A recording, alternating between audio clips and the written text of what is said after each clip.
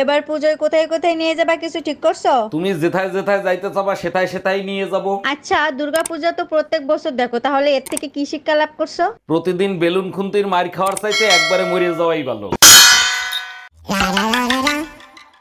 আচ্ছা বলো তো শান্তি কাকে বলে? চুপচাপ বেজ্জতি সহ্য করাকে শান্তি বলে। তাই নাকি? তাহলে একটা উদাহরণ দাও তো। যেমন তুমি আমার গোষ্ঠী দুইয়ে ষষ্ঠী পূজা করো আর আমি চুপচাপ সহ্য করি। আমি বেজ্জতি করি না, পুতা দিয়ে এসেছি। বউকে কিভাবে বশ করবেন?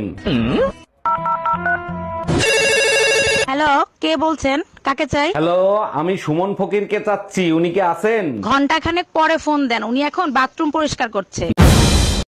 আচ্ছা, সবসময় তুমি ঝগড়ার মুডে কেন থাকো? একটু ভালোবেসে কথা বলা যায় না? এসব প্রেম ভালোবাসা আমাকে দ্বারা হবে না, ঝগড়া করবা তো বলো। 20 বছর কি বাপের বাড়ি ঝগড়ার পিএইচডি করে আসছো? একদম বাপের বাড়ি তুলে কথা বলবা না, একেবারে গুষ্টি ধুয়ে রোদে শুকাবো।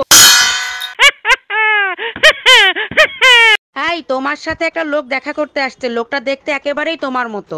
আরে তাই তো, মনে হয় ওর মা আগে আমাদের বাসায় কাজ করতো। তোমাদের বংশটা আসলেই একটা নোংরা বংশ। হ্যাঁ ভাইয়া, আগে কি তোমার মা আমাদের বাসায় কাজ করতো? না ভাইজান, আমার বাপ কাজ করতো।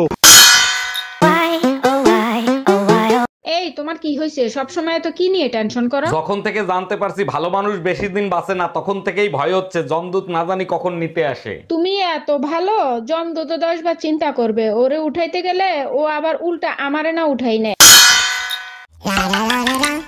এই ডাক্তার দেখাইছো? কি বলছে ডাক্তার? ডাক্তার বলছে আমি আর বেশি দিন বাঁচবো না। মরার আগে তোমার শেষ ইচ্ছা কি আমাকে বলো? আচ্ছা, আমাদের 4টা বাচ্চা, 3টে একরকম আর একটা আলাদা, ওই বাচ্চা টাকার। মরার সময় মিথ্যে কথা বলবো না, ওটাই তোমার বাচ্চা।